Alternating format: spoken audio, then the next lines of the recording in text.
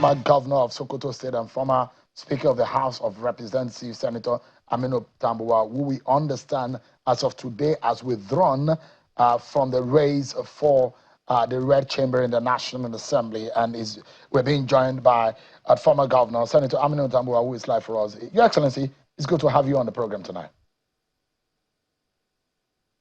Thank you, Sean. Well, should I refer to you as a retired politician? Because your withdrawal from the Senate race, there are those who are speculating that maybe you are retiring from politics, active politics. Is that the case? No. That is not actually why I decided, after consulting widely, not to participate in the 2027 elections, particularly the senatorial race. First and foremost, I must thank all my followers, my constituents, and particularly the good people of Sokoto State for their show of love and solidarity with my political aspirations in the last 24 years or 23 years.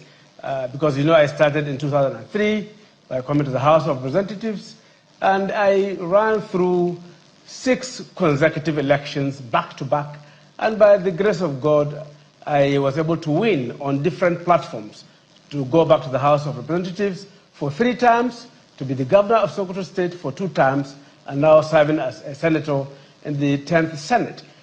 So I decided that I should allow my brother, Ambassador Farouk Malamiabo, to come and take the ticket of the ADC in our senatorial district in appreciation of course, of his support for me, and the fact that I believe also he can do also a good job.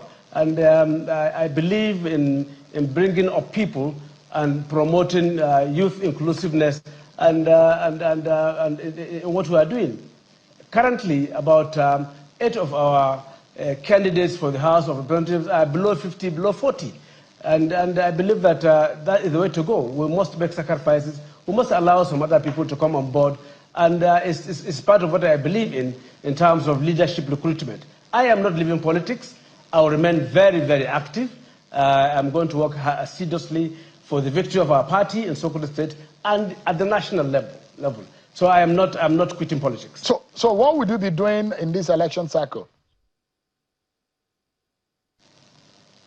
I will participate in the campaigns. I will organize the party in the state, and as the leader of the party in the state, will do a very, very rigorous campaign to convince people to vote for the ADC, and as well at the national level. I have a lot of roles to play.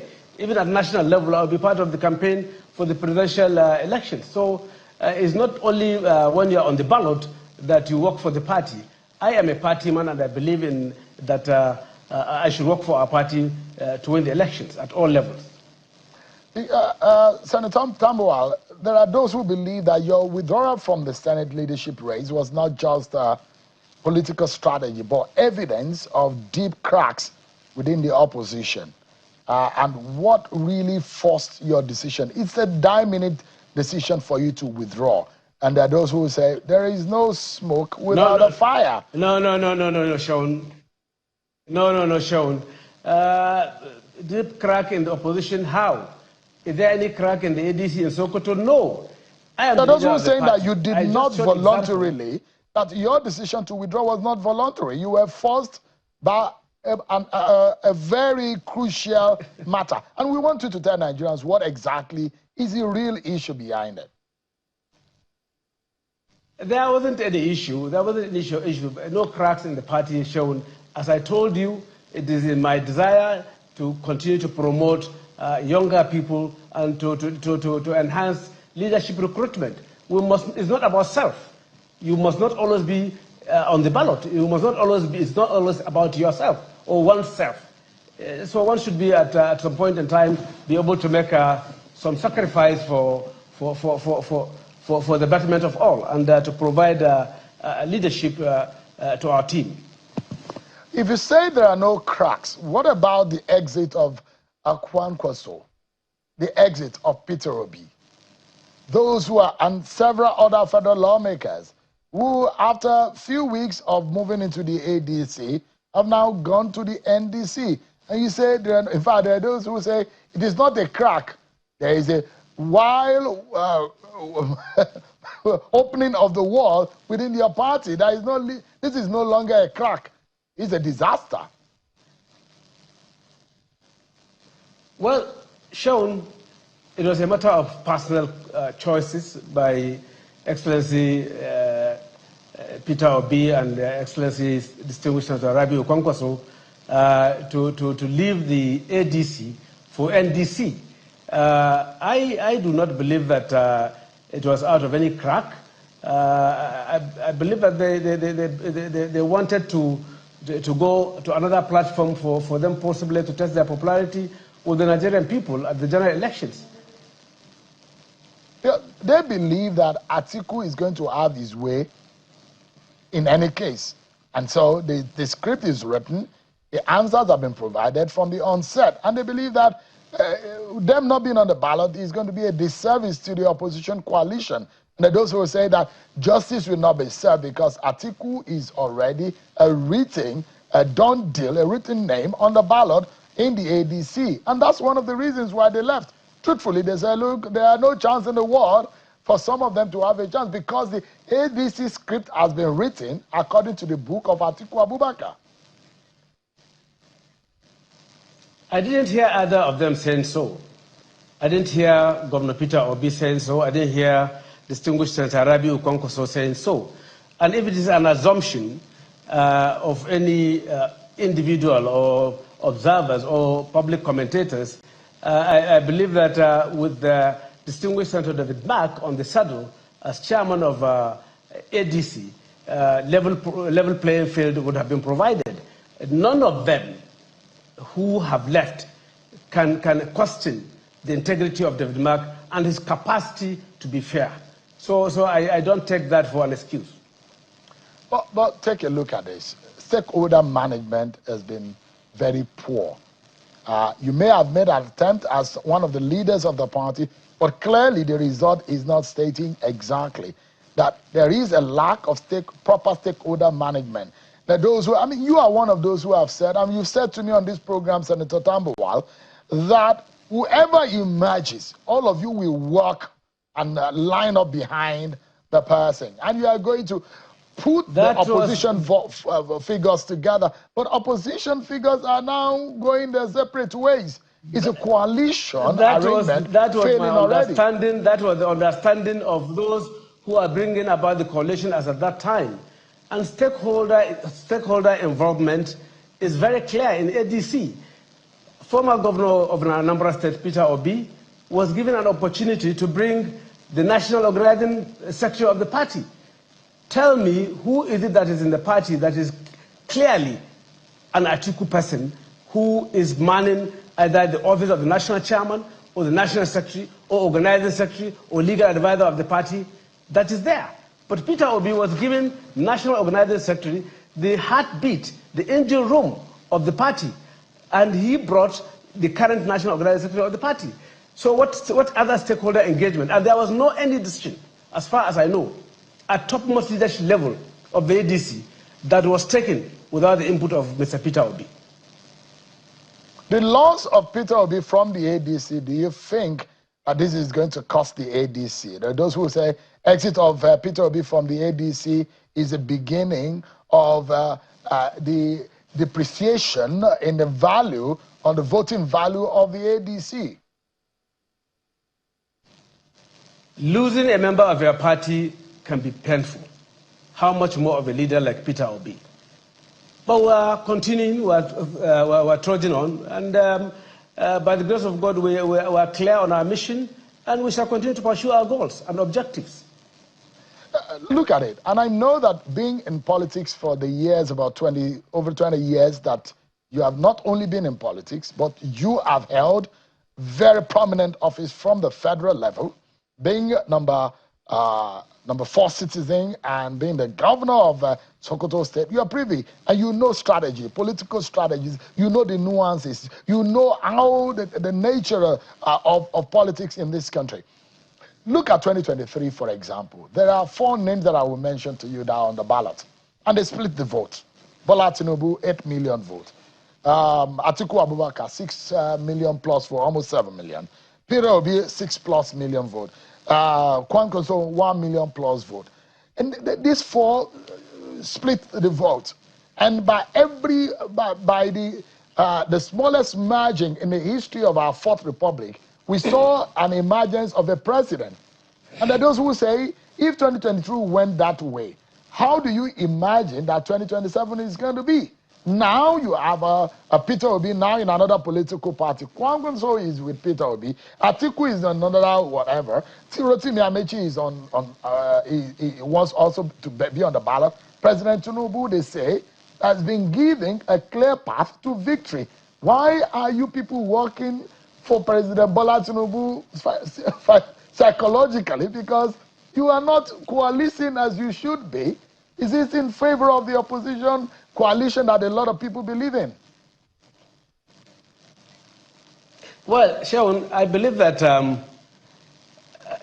politics is dynamic, and virtually everything about people is dynamic.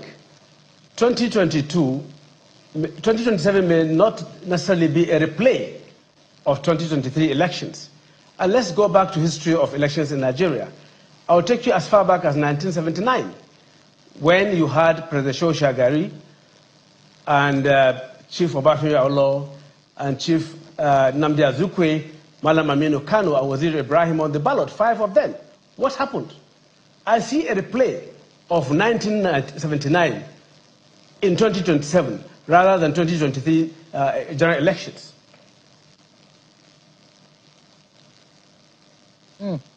So you imagine that 2027 is going to be a different kettle of fish entirely. You imagine that there might be a springing of surprises. Oh, sure. You wait and see. I told you, politics is dynamic. The dynamics of today are different from the dynamics of 2023. But who are you posturing for? Are you an Amechi or an Atiku supporter in these in the ADC primaries? I will not declare who I'm supporting until after the screening, after when the primaries are over. You see my support. You see, I told you, I've been central in this coalition. And it's too early for me to come out and say I'm supporting so individual. At appropriate time, when the time comes, I will declare my support for the candidate I believe that should fly the flag of our party. For now, it's too early. The hurt that you served your very good friend Nyesom Wike is not easily forgotten. What you did at the last minute in favor of Atiku Abubakar at the Velodrome and in the stadium is still something in the history books that a lot of people will never forget. And based on that pattern, I could imagine that you are going to be an Atiku person. Why do you think Atiku is probably a good candidate for the ADC? Well, Shaun, I was involved in the primaries in 2023. And that was why I took the decision I have taken. I am not contemplating to run. I have not procured a form for me to run for any elections at the moment. Therefore, I don't think that your question is relevant to me at the moment. I am a leader with every sense of humility in ADC in Nigeria today. And I would not want to start speculating or saying this is where my support is, and that's what you want me to do, and I'm not going to do that. I imagine those who are in the ADC who are saying that you actually withdrew because of Atiku Abubakar. Are they lying? Well, I didn't give anybody indication that I'm going to run in 2027. So that's their own imagination. Now, the crucial question here is, what is the ADC really up to? Is it to just get Bola Tinubu and the APC out of prominence? What exactly do you stand for? And you are one of the leaders in the opposition coalition arrangement. Why should Nigerians look in the way? What are you bringing to the table? What is different that you are you're bringing to the table? Why should Nigerians listen to you and the ADC? Our manifesto is clear, is there. It was drafted by a team led by Chief Oyegun and Pat Otomi, and the objectives are very clear that we are going to do things differently. And for example, in terms of issue of security, definitely the approach by the ADC government is going to be completely different. First and foremost, we must make sure that the welfare of our security personnel is top on the table as an agenda of our party.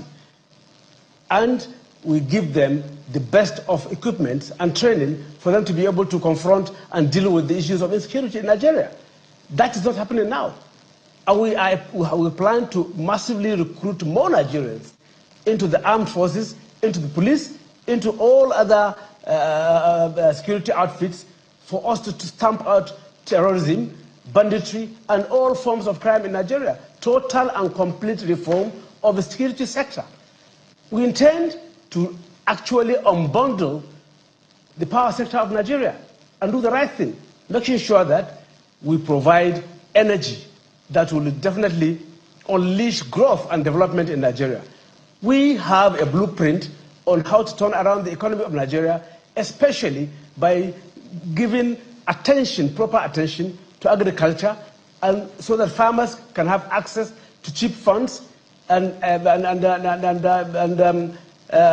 mechanized kind of process of farming and all the implements that is required. And then we take off so many of our youth off the streets and ensure that they have jobs to do. And of course, turn around the educational sector by doing what is supposed to be done, particularly at tertiary level, which is supposed to be the main task, of federal government. Senator Tambuwal, there are those who will say all these things that you are highlighting as things that some of you have failed to do for Nigeria when you had the opportunity.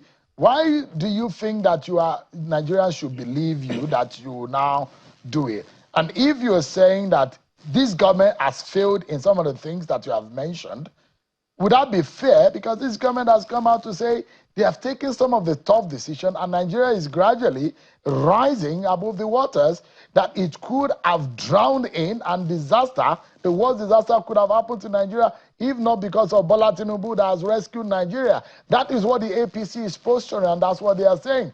Are you saying that the APC has failed in all of this? Is that a fair statement to make? Well, Sean, they are entitled to their opinion, but ask common Nigerians, ordinary Nigerians, whether the APC administration has done well for Nigeria from 2015 to date. Ask a common man. Ask people on the street whether their life has improved. And what they have done is rather to impoverish Nigerians. And the statistics are there. So I don't believe that their policies are working. Yes, their rhetoric that they are shouting all about around the streets. Any common man you ask from Lagos up to Maiduguri will tell you that his life has not improved under the APC administration. Senator Tambuwal, Seyi Makinde is a major force in the Southwest. He's declared for presidency yesterday. He's added salt to the injury. Those who believe that rather than the opposition coming together, there is opposition falling apart. And there are those who will say Atiku does not have the kind of court following that a Buhari had, who's had millions of votes with him over a space of 3-4 election cycles. Can the opposition pull together? How do you want to do it? If you could not beat Bola Tinubu in 2023, how do you what kind of magic do you want to perform this time around? And for Seyi Makinde, are you considering? I told you. What do you make of the Seyi Makinde's candidacy? First and foremost, I told you that I see a possibility of a replay of 1979. I am not moving away from that argument. Seyi Makinde is only confirming a possibility of 1979, where you had two candidates from the south in the name of Chief Obafemi Awolowo and Chief Nnamdi Azikiwe, and 3 from the north. Now, what you are having is 3 candidates, likelihood of 3 candidates from the south. So when we look at all of this, at the end of the day, you will see what is going to happen. But tell me, Governor Tambuwal, there seems to be some disaffection in some quarters, in some part of northern Nigeria, and as a northern leader, you probably know better and you can tell us better. Why is this disaffection happening? Is it because Bola Tinubu is of the southwest extraction of the country? Sean, on this program, I told you, I am not a tribal chauvinist. I'm not, you know that I'm a pan-Nigerian with every sense of humility. So I don't discuss politics based on ethnicity or region.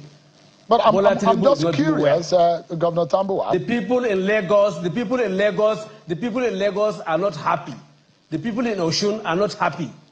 Are they from Borno, where Kashi Shetima is from? No. But Bola Tinubu is your very good friend. Have you had the opportunity of telling him this truth? If you think he's not doing well, this is a man that you have benefited from his political. I have never denied that I have had a mutually beneficial relationship with President Bola Ahmed Tinubu. I have respect for him. He supported me to become the Speaker of the House of Representatives, but that doesn't stop me from being objective. Give me a moment, Governor Tambuwal. I will be right after this break. But the crucial question Nigerians will be asking is why ADC? Why should they trust Tambuwal as one of the leaders of the opposition forces? We'll be right back after this break.